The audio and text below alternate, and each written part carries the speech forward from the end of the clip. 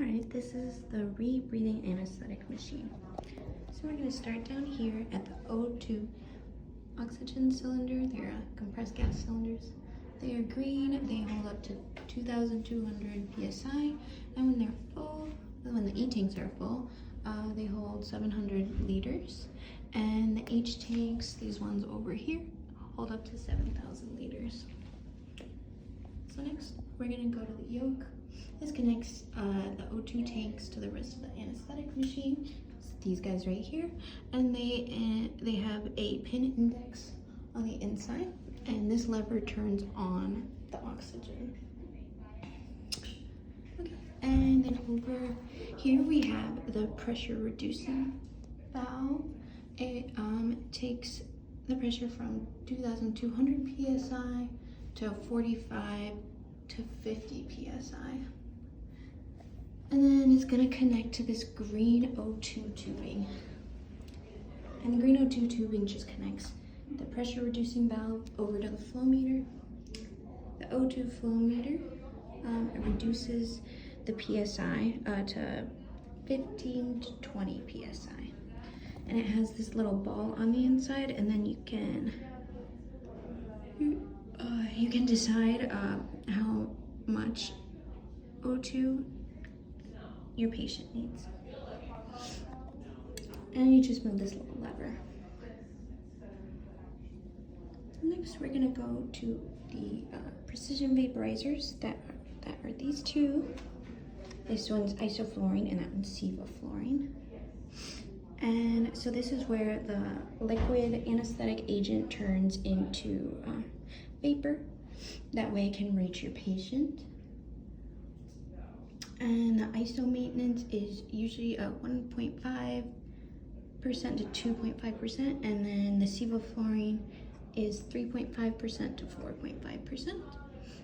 And so we're gonna go up here. We're gonna go to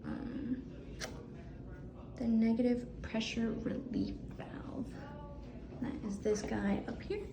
And it says it right over on this side. And so it has little holes on the top, and this lets excess oxygen escape.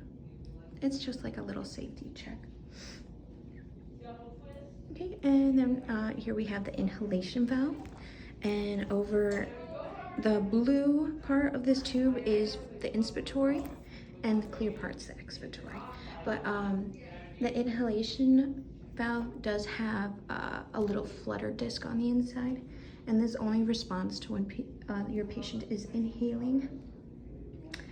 And then we're gonna go to our exhalation, and that's this windy tube, and it's gonna go up here to the exhalation valve. And this has a flutter disc too that only responds when your patient is exhaling. And it is the clear part of the tubing. I think I already said that, but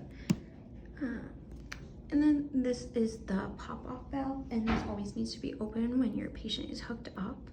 That way they can inhale and exhale properly. Okay, and then after this, it's gonna go to either the scavenge system, which is, it goes through this pink tubing, and then out to this container that has foam and charcoal. That way it's safe to go out into the environment. Or it's gonna go over into the CO2 absorber, that's this right here. It contains soda lime granules, and it lasts up to 8 hours. So if it's new, it lasts up to 8 hours. And it gets rid of the CO2. And it makes it able to recirculate, so it's gonna go through this tubing over into our reservoir bag. And yeah, this holds any excess oxygen and the vapor anesthetic. And it also acts as like a third lung, so if the patient doesn't breathe in right away, it'll hold this into them. That way they can inhale through this again.